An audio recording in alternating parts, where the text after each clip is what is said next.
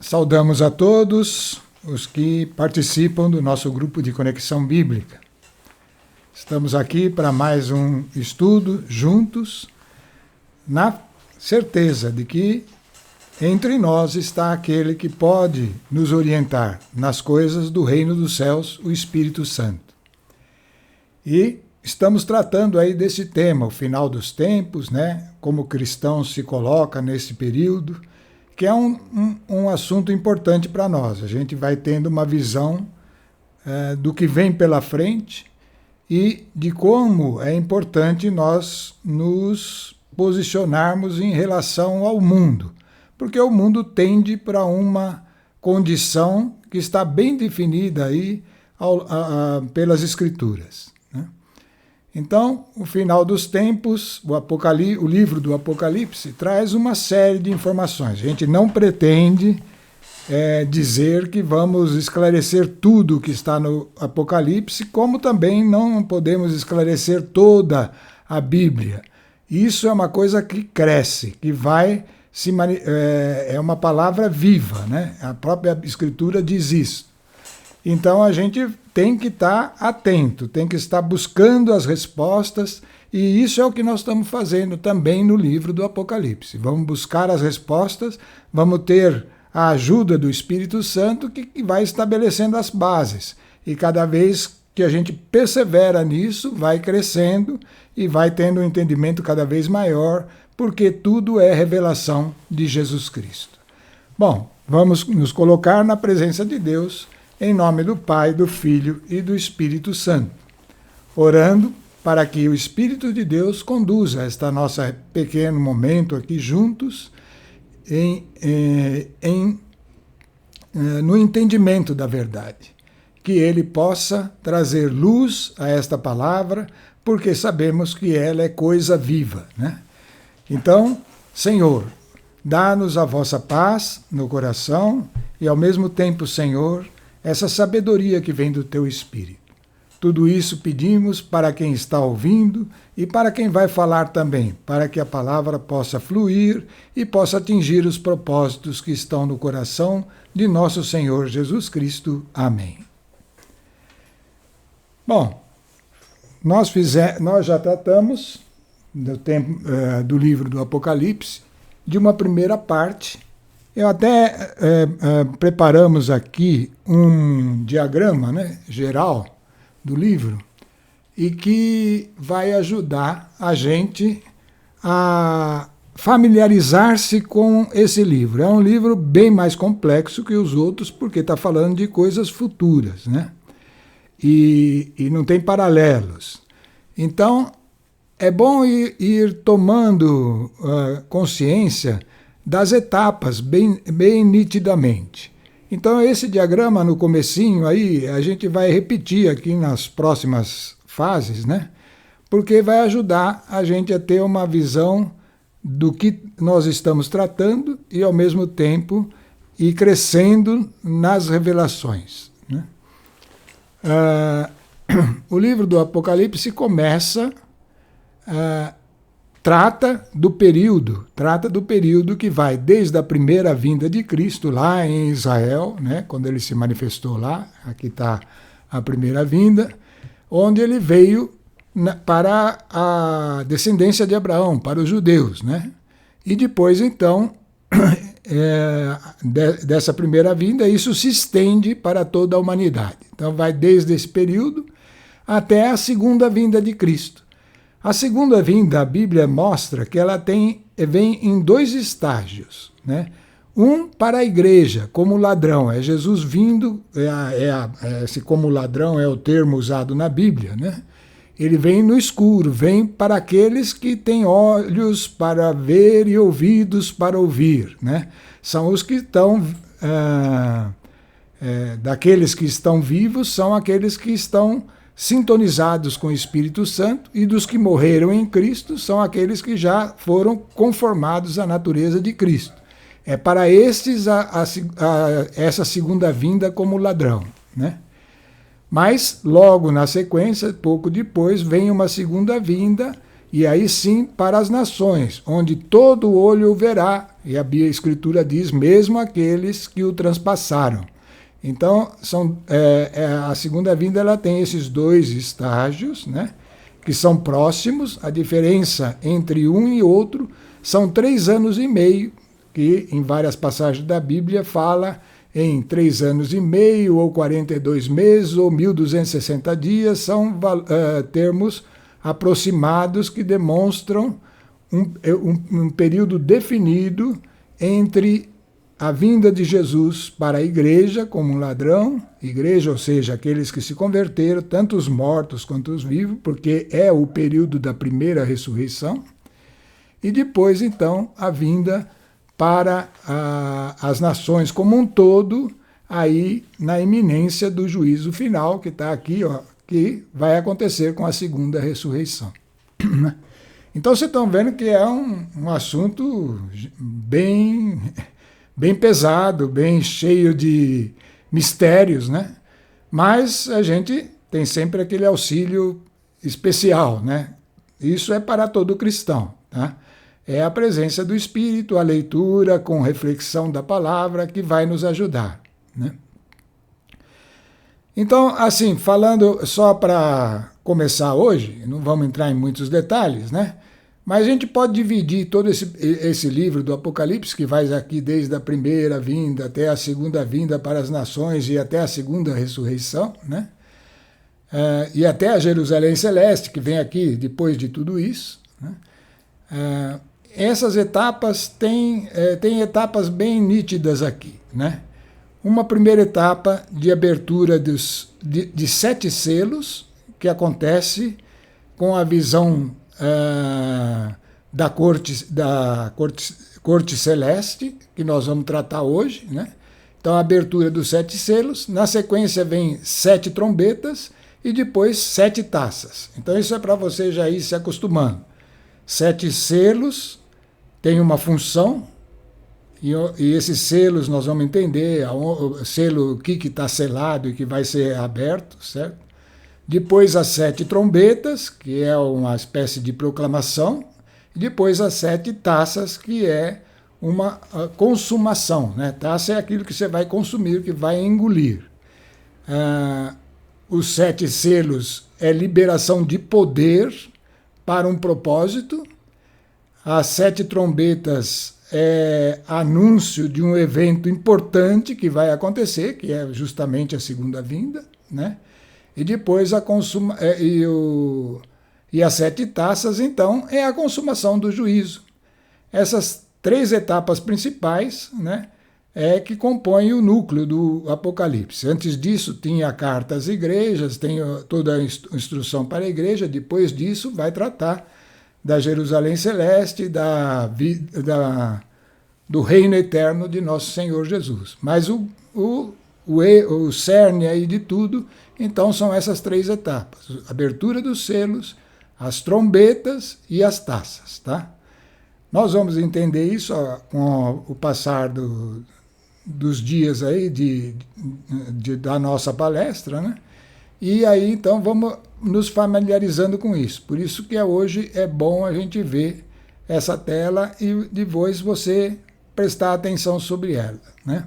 Porque tem informações aí que ajudam, tá? Bom, vamos começar então, porque senão fica muito curto o nosso tempo, né? Então vamos lá, começando com Apocalipse 4 e 5, 2 capítulos, né? 4 e 5, que trata de um assunto específico, que é a corte celeste, né? Bom, quem está contando essa história para nós? Isso você já sabe, né? É o apóstolo João, ele que recebeu, no final da vida dele, por sinal ele viveu muitos anos, né? Viveu mais que todos os apóstolos, os outros todos já tinham morrido, né? E ele recebeu isso lá quando ele estava exilado, né? Numa ilha, e o Espírito de Deus então se manifestou e foi revelando, né? E é ele que vai nos contar, então, essa primeira etapa aqui da corte celeste. Apocalipse capítulo 4. Ele vai começar com o depois disso. Por quê? Porque antes disso ele já tinha recebido as instruções que nós já falamos na palestra anterior para as igrejas em geral, né? Uma instrução específica. Jesus tinha se manifestado como sumo sacerdote, que é a posição que ele ocupa mesmo em relação à igreja, né? E ali mostrou orientações que nós já verificamos e que são importantes, né? Mostram erros, mostram os acertos, mostram as promessas, mostram que sempre haverá vencedores e que sempre haverá também erros perigosos que a gente tem que se prevenir, né? Bom, mas isto visto, nós agora vamos ver o que vem na sequência, o que veio na sequência para João. Por isso que ele fala, depois disso tive uma visão. Vi uma porta aberta no céu, e a voz que falara comigo, como uma trombeta, dizia: sobe aqui e eu te mostrarei o que está para acontecer depois disso. Então, vamos lá. Imediatamente fui arrebatado em espírito. Ele foi em espírito, ele não foi pessoalmente, em espírito. No céu havia um trono, e nesse trono estava sentado um ser. Bom, a gente já imagina o que é isso, a grandiosidade desse momento, né? Bom, ele chegou diante de um trono e estava sentado um ser. Quem que se assenta no trono, no reino celestial, é o próprio Deus, né? E é interessante que ele se apresenta como um ser, né? Isso significa que Deus é um ser. E um ser é aquele que tem aquelas características todas de decisão, de corpo, alma e espírito, né? Este ser espiritual é que criou toda a humanidade, anjos e homens, também como seres, com capacidade de decisão dentro de uma perfeita justiça, né? Então estava sentado um ser. Quem estava sentado assemelhava-se pelo aspecto a uma pedra de jaspe ou de sardônica, e um halo semelhante à esmeralda nimbava o trono. Todas essas informações a gente vai explorar aqui um pouquinho. É uma exploração pequena, a gente tem que começar assim. É assim que a gente deve se posicionar quando a gente estuda todas as escrituras. A pedra de jaspe, se você for ver, a de sardônica, elas têm cores semelhantes. A cor é como um vermelho amarelado que lembra um metal no estado assim próximo da fusão. É muito bonita, ela tem um brilho como de um verniz, né? Mas essa cor mais avermelhada, tá? Então, esse aspecto se concentrava na criatura, naquele ser que estava sentado, né? Um halo, uma expansão dessa luz semelhante à esmeralda nimbava o trono, eu cercava todo o trono, né? A esmeralda já é uma cor mais suave, mais esverdeada, né? E tende a ver com um sentido que aparece até em outras partes da Bíblia, que é o seguinte: adiante de Deus vai a sua misericórdia, né? O seu amor. Essa é a figura desse halo semelhante à esmeralda. Mas à medida que vai se aproximando de Deus, aí aquela cor incandescente do jaspe e da sardônica representa o juízo. Então, o juízo não, a justiça, desculpa. Deus é justiça, ele é totalmente justiça, né? E por isso que todas as atitudes de Deus são extremamente pesadas e mantidas com todo rigor, né? Então, mas a gente sabe que Deus vai adiante de Deus o seu amor e depois, então, junto dele a sua justiça. Isso acontece com a gente. A gente é aceito como filho, ainda com os nossos pecados, mas a gente tem que ter um processo de refinamento, de aperfeiçoamento para ir se tornando semelhante ao Filho que é Jesus Cristo. Ao redor havia 24 tronos, e neles sentados 24 anciãos, vestidos de vestes brancas, com coroas de ouro na cabeça. 24 anciãos é uma coisa que a gente tem que pensar. Por exemplo, alguém de alto nível de importância no reino, né, e no propósito de Deus, que está ali ao redor do trono, né? Vamos falar aqui, coisas que têm que ser julgadas e que têm que passar por um aperfeiçoamento. Mas podíamos pensar que esses tronos eram destinados aos 12 patriarcas de Israel, que foi o começo, que gerou a primeira aliança, o primeiro relacionamento de Deus com a humanidade criada depois do pecado, né? Então, os 12 patriarcas e depois os 12 apóstolos. É meio estranho porque João ainda não estaria lá, mas João não estava ali presente, ele estava em espírito, né?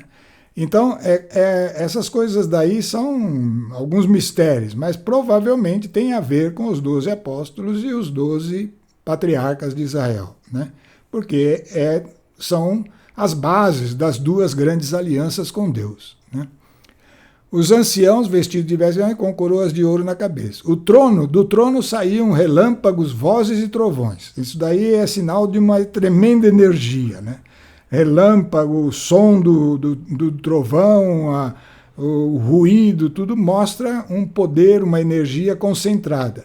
E diante do trono ardiam 7 tochas de fogo, que representam aí. O 7 é o número do total, daquilo que é completo, os 7 Espíritos de Deus, que consiste no Espírito Santo de Deus, né? Então, diante do trono ardiam essas tochas, que representa a presença do Espírito Santo. Tudo isso nessa corte celeste, pessoal, nessa corte celeste. Ali, imagina a situação que João estava presenciando, né? Havia ainda diante do trono um mar límpido como cristal. Outra figura interessante, né? Porque em outros textos também dá para a gente chegar nesta conclusão. O mar no mundo é figura de algo misterioso, de algo profundo e obscuro, né? Como até hoje a gente ainda não tem uma noção plena de tudo que está contido, né, nas regiões mais profundas do oceano, né? Mas aqui é diferente, diante do trono de Deus, um mar, que deve ser uma coisa muito superior aos oceanos do mundo, mas límpido como cristal. Então é o tamanho da grandiosidade dos mistérios do reino. Só que eles estão todos muito expostos à luz, porque são aquilo que vem de Deus e que vem na luz e não em trevas, né? Então, o mar do mundo representa aquele abismo, por exemplo, no próprio Apocalipse, a besta que sobe do mar, né, representa espírito que vem das trevas. Mas o mar do reino eterno é límpido, é transparente, é translúcido, é tudo claro e nítido, né? Embora seja muito superior em profundidade, em mistérios do que o da terra, né? Diante do trono e ao redor, 4 animais vivos, cheios de olhos na frente e atrás. É interessante, não sei o que a gente pode imaginar. Essas figuras dos animais e essa figura do trono também, ela aparece em outros livros da Bíblia, viu? Se você puder dar uma olhada depois, procura lá no livro de Isaías e no livro de Ezequiel, vai aparecer também e vai citar esses animais, né? Seres cheios de olhos na frente e atrás. O primeiro ser vivo, esse animal aí, animal vivo, assemelhava-se a um leão. O segundo, a um touro. O terceiro tinha o rosto como de um homem. O quarto era semelhante a uma águia em pleno voo.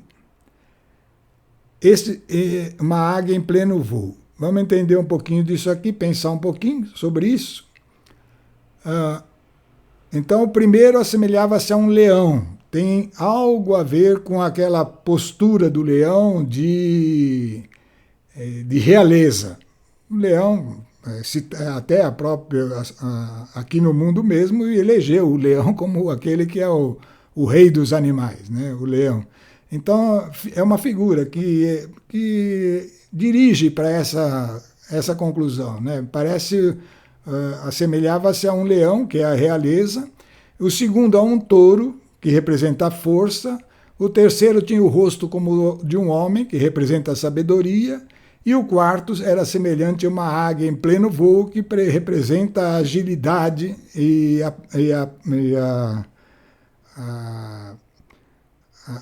a presença instantânea, a ser rápido, né? Esses animais tinham cada um 6 asas, coberta de olhos por dentro e por fora, e não cessavam de clamar dia e noite: Santo, Santo é o Senhor, o dominador, o que é, que era e deve voltar.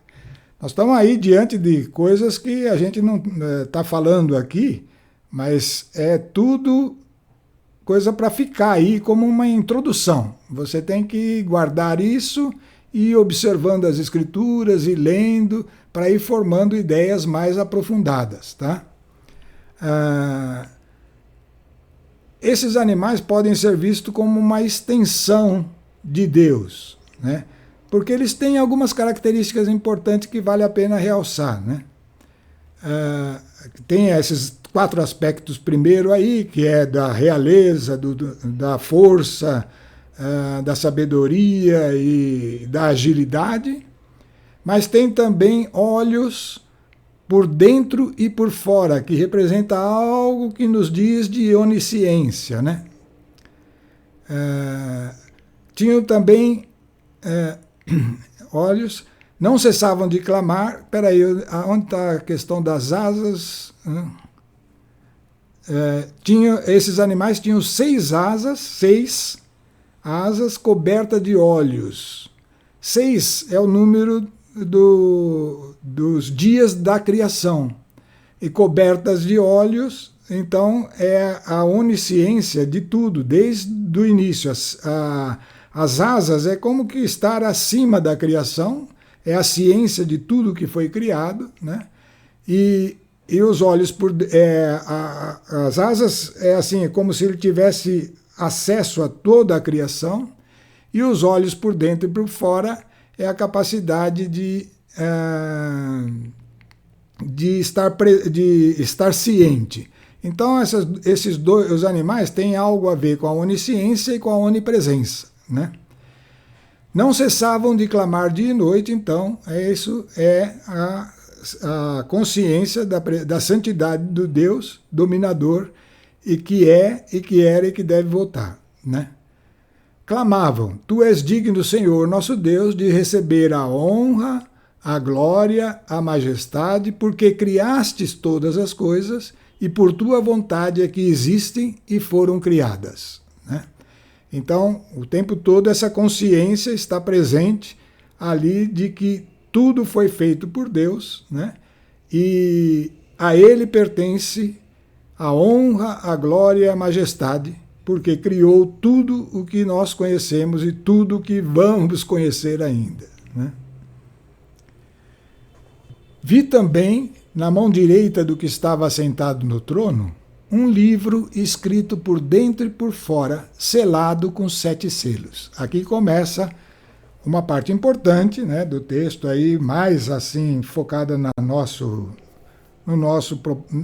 questão do ser humano, né, que é esse livro. Assentado no trono, na mão direita estava segurando um livro. O livro era um pergaminho enrolado, né, porque era o livro que se utilizava, né, antigamente, um livro escrito por dentro e por fora, escrito dos 2 lados, ou seja, aquele rolo estava escrito numa parte que está enrolada, que passa a ser a parte interna, e aparece pelo lado externo, né? Um livro escrito por dentro e por fora, selado com 7 selos. Então o rolo estava selado. Vi então um anjo vigoroso que clamava em alta voz: Quem é digno de abrir e desatar os selos? Mas ninguém, nem no céu, nem na terra, nem debaixo da terra, podia abrir o livro ou examiná-lo. Essa era uma afirmação. Ninguém podia abrir. Eu, João, chorava muito, porque ninguém fora achado digno de abrir o livro e examiná-lo.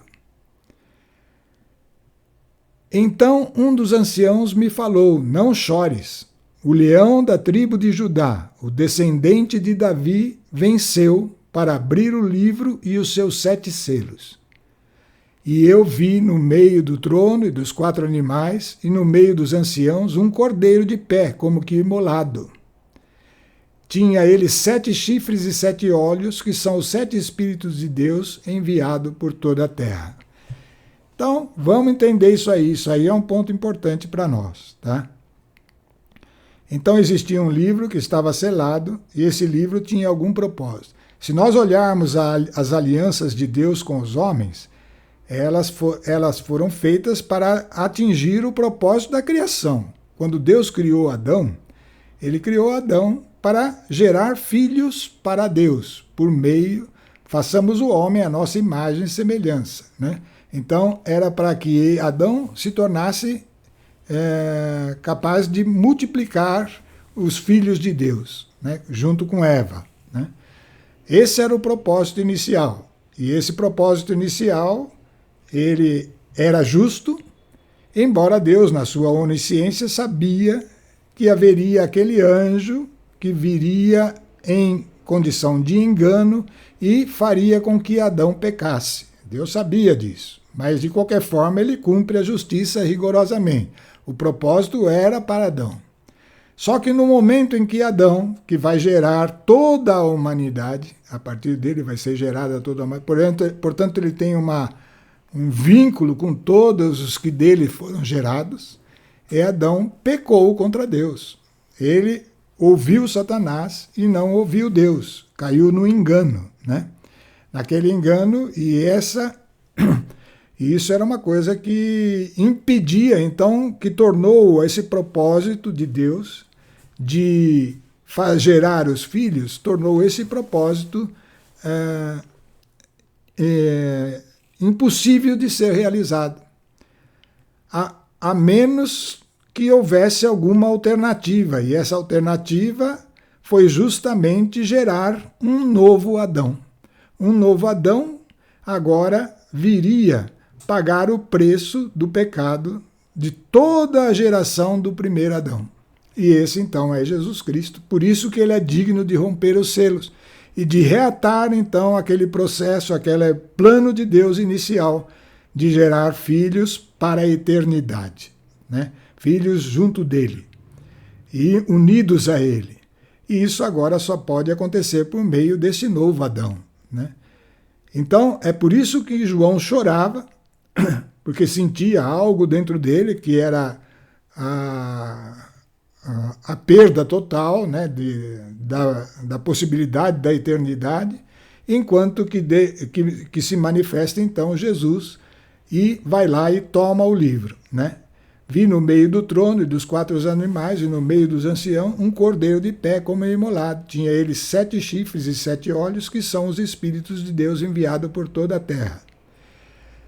Então, esse cordeiro de Deus, que é Jesus, como que imolado, recém-ressuscitado, né, da morte de cruz, transpassado, veio e recebeu o livro na mão direita do que estava sentado do trono, que é o próprio Deus Pai.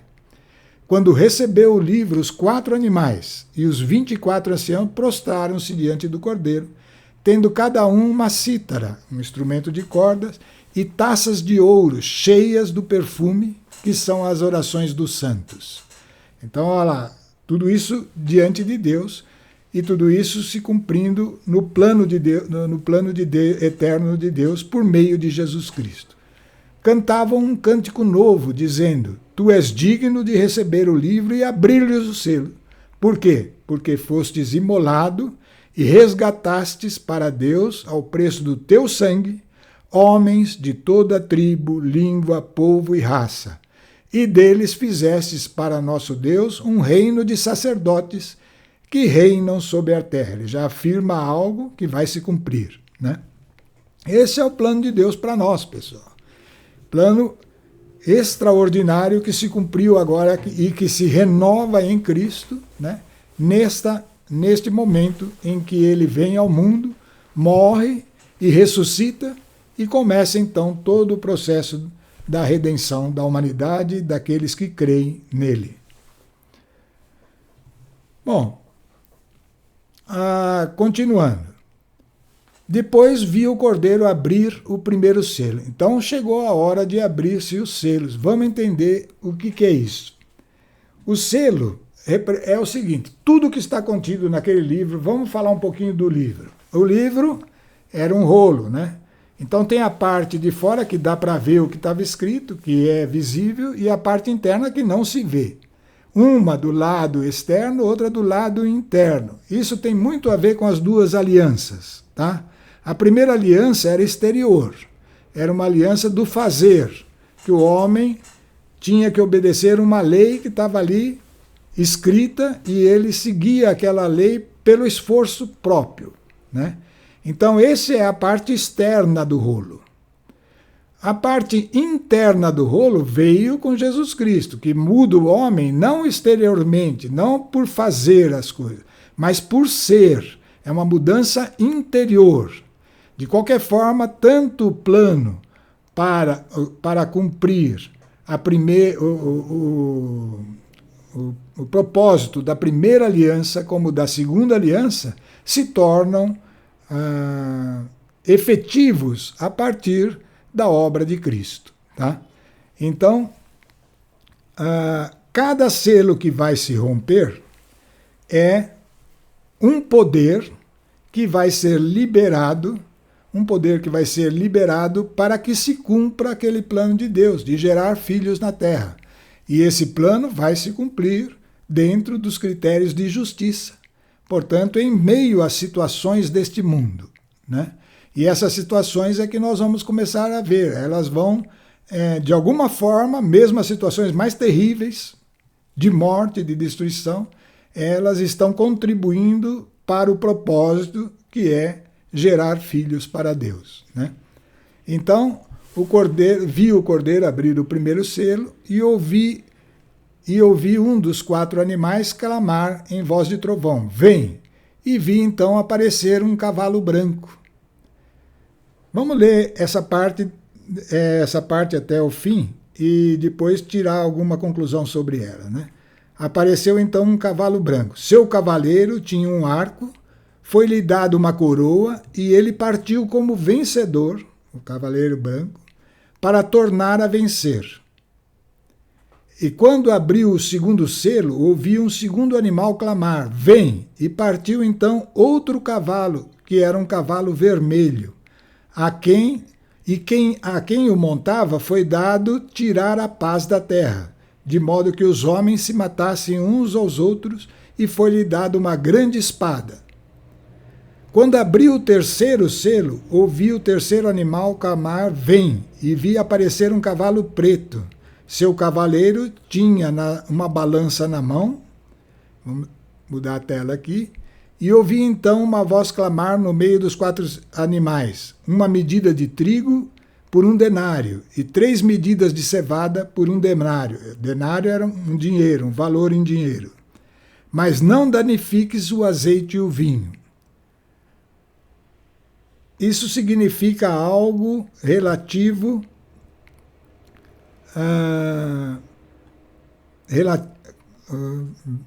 o cavalo preto significa algo relativo à situação de privação, de escassez, né? Por isso a balança na mão, por isso a voz, o trigo que é necessário, é a fome que pode se espalhar pelo mundo, né? Mesmo nas competições, a busca pelo alimento, as intrigas que se formam, né? Tudo isso aí tem a ver com esse cavaleiro aí, o cavaleiro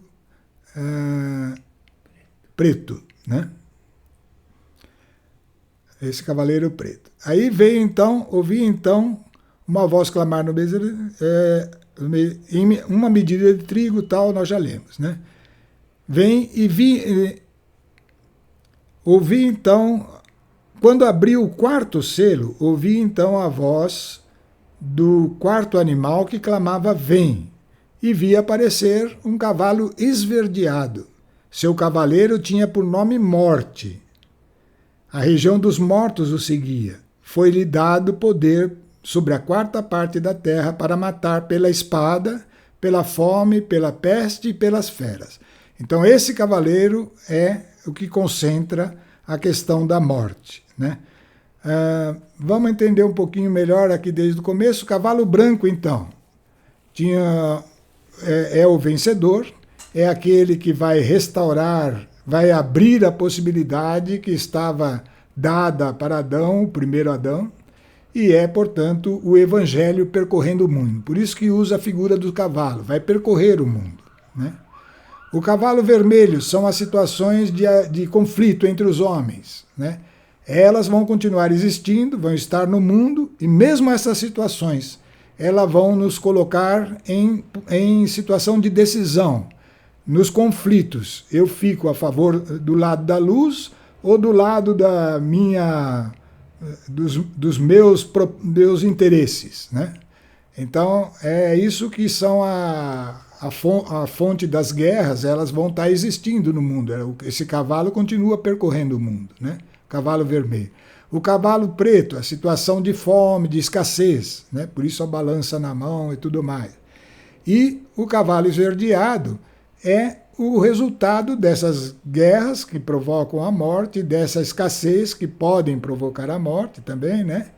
E também, e ele acrescenta ainda, né? Foi dado poder para matar pela espada, a guerra, pela fome, mas também pela peste e pelas feras. Então, são situações que podem atingir o homem, prejudicando o seu período de vida. E tudo isso confrontado com o Evangelho. A gente tem que aprender que essas situações estão no mundo e são situações para o cristão aprender a se fortalecer em Deus cada vez mais. É assim que, diante de situações de perigo, a gente vai aprendendo a ter a paz interior. E isso é vitória para o cristão. E isso é o caminho da salvação. Ele passa por essas situações, né? Então, tudo isso ficou liberado com esses 4 primeiros selos. Essas forças estão atuando no mundo e estão até hoje, né? Continuando. Abriu o 5º selo. Vi debaixo do altar as almas dos homens imolados por causa da palavra de Deus e por causa do testemunho, e que eram depositários, por causa do que eles ensinaram, o que eles fizeram no mundo. Clamavam em alta voz: até quando tu, que és o Senhor, o Santo, o verdadeiro, ficarás sem fazer justiça e sem vingar o nosso sangue contra os habitantes da terra? Bom, isso daí é o seguinte: todo o sangue derramado, lá no Velho Testamento, fica bem claro, e lá desde o princípio, lá quando Caim matou Abel, o sangue de Abel clamava após a morte, né? O sangue derramado injustamente aclama para Deus a justiça. E na terra, cada ser que morre debaixo de uma injustiça, o sangue dele fica clamando para Deus. E isso vai se acumulando ao longo do tempo. Lembra de Sodoma e Gomorra? O clamor do sangue chegou a um ponto que Deus enviou os anjos para destruir Sodoma e Gomorra pela injustiça que tinha se multiplicado. E isso continua se acumulando agora no mundo por meio de todas essas situações de conflito entre os homens, né? Então são situações que abreviam o final do tempo, que acabam antecipando o juízo segundo a justiça perfeita de Deus, tá? Então aqui esse clamor está presente. Até quando tu, que és o Senhor, o verdadeiro, ficarás sem justificar, né, a nossa morte contra os habitantes da terra? Foi então dada a cada um deles uma veste branca e foi-lhes dito que aguardasse ainda um pouco de tempo, até que se completasse o número dos companheiros de serviço e irmãos que estavam com eles para serem mortos. Então, isso é uma coisa que vai acontecer, mas cada vez que um justo morre em favor dos outros, ainda prossegue a paciência de Deus para que se cumpra o seu plano de gerar um número exato de filhos de Deus. Então, João continua tendo as visões. Depois, no capítulo 6, viu o cordeiro abrir o sexto selo, e sobreveio um grande terremoto. O sol se escureceu como um tecido de crina,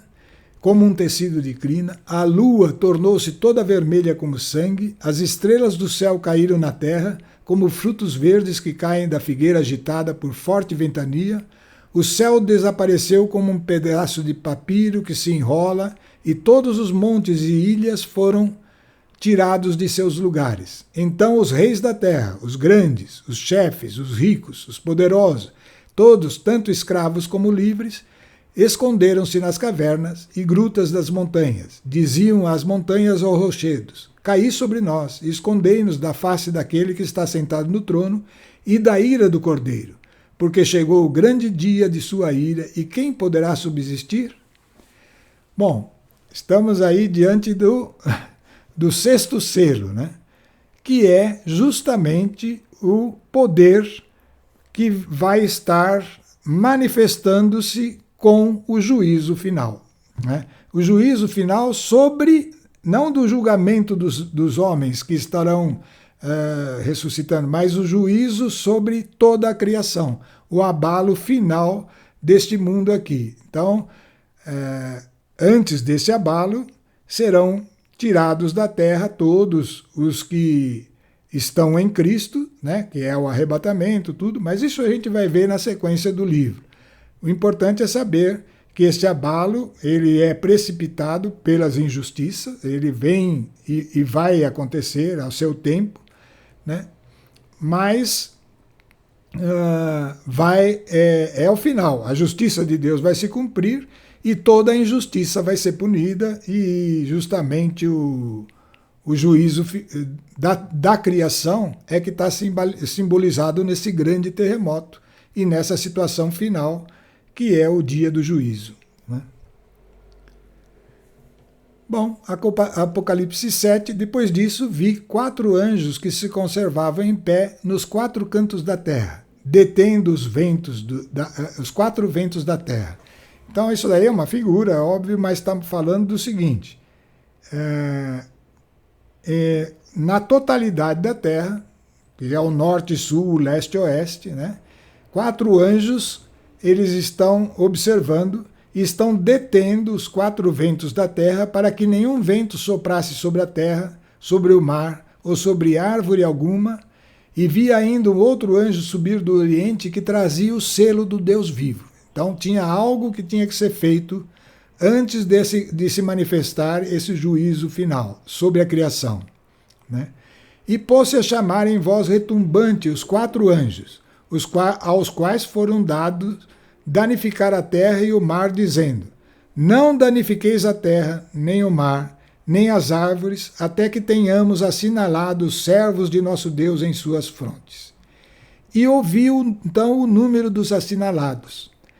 E aí é que nós vamos observar bem daqui para frente. Vamos entender. Então, o que está acontecendo aqui? A terra vai passar pelo juízo, todos os habitantes da terra vão passar pelo juízo, aqueles que estiverem presentes naquela ocasião, né? Mas,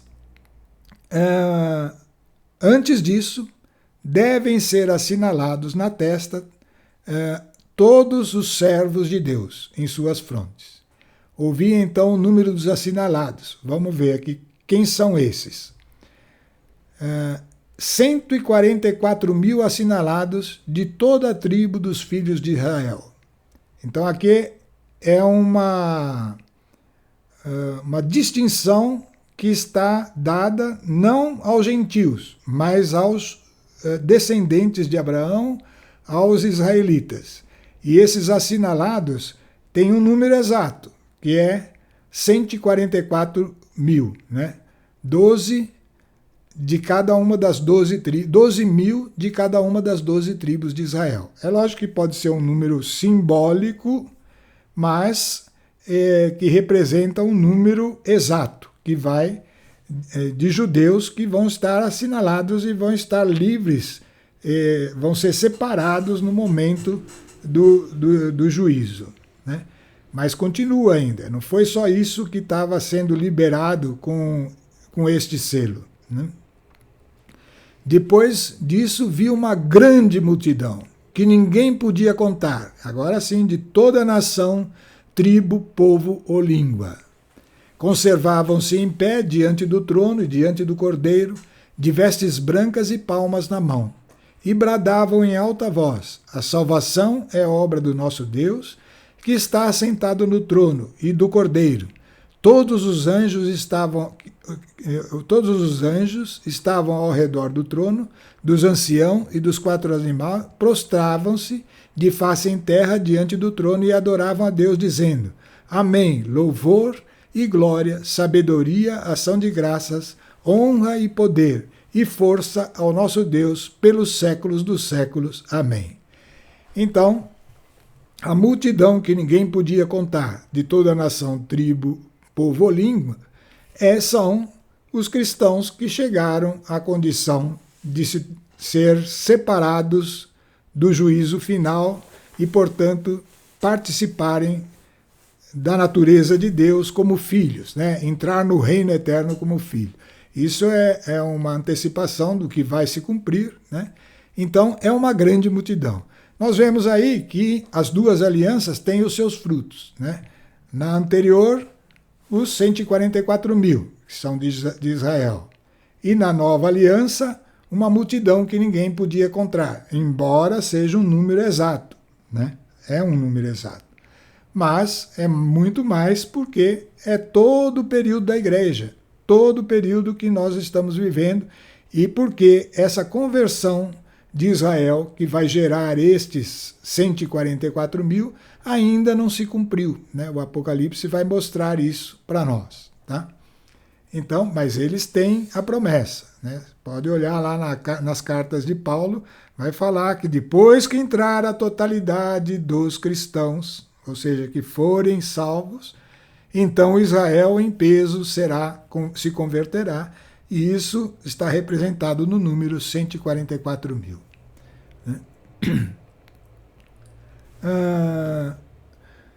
Vamos lá, e agora chegamos então no capítulo 7. Então um dos anciãos falou comigo e perguntou-me: esses que estão vestidos de vestes brancas, quem são? E de onde vêm? Aquela multidão enorme estava vestida de veste branca. Respondi-lhe: meu senhor, tu o sabes. E ele me disse: esses são os sobreviventes da grande tribulação. Esse é um outro conceito que a gente precisa entender daqui a pouco. A grande tribulação. Lavaram suas vestes e as alvejaram no sangue do Cordeiro. Então as vestes brancas vêm dessa renovação que o ser humano tem e que consiste em estar justificado pelo sangue do Cordeiro, mas ao mesmo tempo sendo transformado, porque adiante de Deus vai a sua misericórdia, mas na medida que vamos nos aproximando dele, se cumpre a justiça. Precisa ser assim. E precisamos, portanto, mudar as nossas vestes, mudar a nossa natureza, né? E esses, então, é aquela grande multidão. Por isso estão diante do trono de Deus e os servem dia e noite no seu templo. Aquele que está sentado no trono os abrigará em sua tenda, já não terão fome, nem sede, nem sol ou calor algum os abrasará, porque o Cordeiro que está no meio do trono será o seu pastor e os levará às fontes de água viva, e Deus enxugará toda a lágrima dos seus olhos. Bom, chegamos aqui no capítulo 7 do Apocalipse, né? Então essa visão tida por João da corte celeste e da abertura dos selos, né? Agora entendemos o que é o selo. O selo é o poder que viabilizou gerar essa visão antecipada de todos os salvos, né?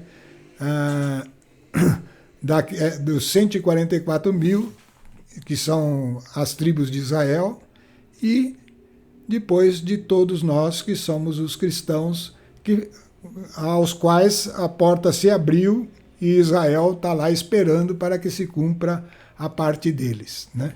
Então, estamos vendo que esse é o plano de Deus, que estava impedido de realizar-se por causa do pecado de Adão. Então, com o novo Adão, tornou-se possível. Estamos vendo aí a importância de crer em Jesus Cristo, porque o homem natural ficou sob a condenação do conhecimento do bem e do mal, e ele não consegue atender o padrão de Deus, ele precisa da ajuda, e é por isso que Jesus veio, morreu por nós e nos deu o Espírito Santo. E esse Espírito é que nos conduz a uma renovação. Então, vai saindo de nós a natureza de filho do homem, do primeiro Adão, e vai entrando em nós a natureza do novo Adão, Jesus Cristo. Esse é o plano de Deus para nós. E esse plano passa por toda esses aspectos que se cumpriram. Jesus morrendo na cruz, pagando o preço do nosso pecado, ressuscitando, comparecendo diante de Deus e abrindo então novamente a possibilidade dada a toda a humanidade. Cabe a nós aproveitarmos essa possibilidade que está aí e colocando ela como centro da nossa vida, como algo que está acima de tudo, mesmo das coisas necessárias desse mundo. Precisamos ter essa atenção continuamente em nós.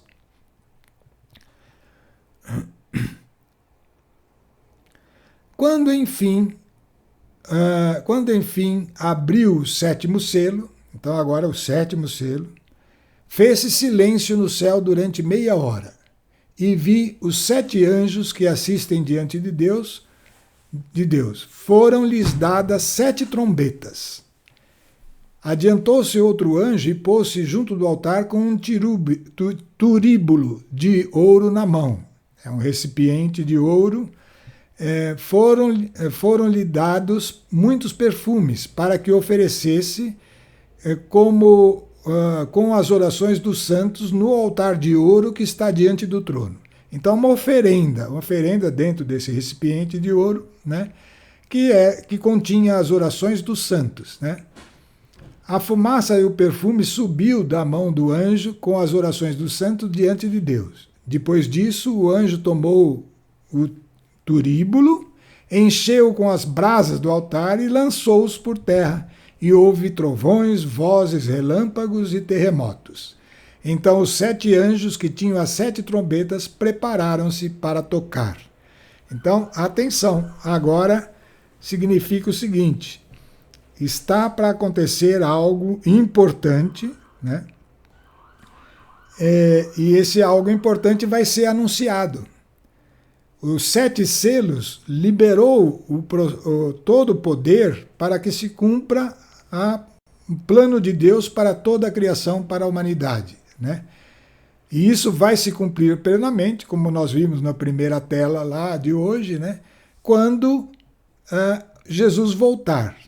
E essa volta é anunciada por 7 trombetas, que são eventos de alerta, está se aproximando. Nós precisamos conhecer esses eventos. Cada um deles é sinal de que está se aproximando. São eventos alarmantes, é alarme mesmo, como a trombeta era quando um exército estava chegando e para atacar um país, e todos eram alertados pelas trombetas, que deviam se prevenir. Então isso acontece agora conosco, né? Essas trombetas vão começar a acontecer no mundo a partir do momento em que se aproxima a segunda vinda de Cristo. Porque com essa segunda vinda, então, uma vez Jesus voltando e levando consigo os filhos de Deus, então vem o juízo sobre a terra, tá? E então eles se preparam para tocar. E isso é que nós vamos tratar no próximo estudo, né? Bom, chegamos aqui ao fim da nossa reunião de hoje. Então, como eu disse, a gente vai enfrentar aqui.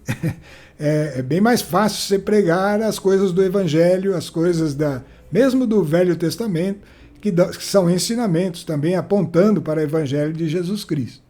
As coisas do final dos tempos, elas são ameaçadoras, mas ao mesmo tempo tem que despertar em nós uma alegria, como diz o Evangelho, né? Quando virdes acontecer, quando virdes esses sinais, alegrai-vos. Não é para ficar triste, não, né? Alegrai-vos porque está próxima a vossa redenção. Porque, pessoal, o que importa é essa eternidade, é esta vida junto de Deus, é esta luz, é sairmos dessa situação precária que a gente vive aqui como ser humano, né? Agora, nós temos a possibilidade de nos tornarmos seres espirituais, filhos de Deus, com um desfrute eterno do plano de Deus, que era muito bom e continua sendo muito bom, como ele disse no 7º dia da criação. Vamos orar, agradecendo a Deus por essa palavra, por tudo que ele nos tem dado, pelos escritos, Senhor, que estão aí diante de nós. Sabemos da nossa dificuldade em apresentar estas coisas a Deus. Mas o Senhor toma essa mesma proposta nossa de levar adiante essa palavra e fazer dela uma bênção para aqueles que ouvem, para aqueles que estão dispostos a, por si mesmos, Senhor, buscar este caminho de vida que foi aberto em Cristo Jesus e que está se cumprindo cada vez mais. Agora cabe a nós a vigilância, ó Deus. Ajuda-nos a estarmos atentos para não cairmos no erro e nos enganos deste mundo. Isso vos pedimos na graça de nosso Senhor Jesus Cristo. Amém.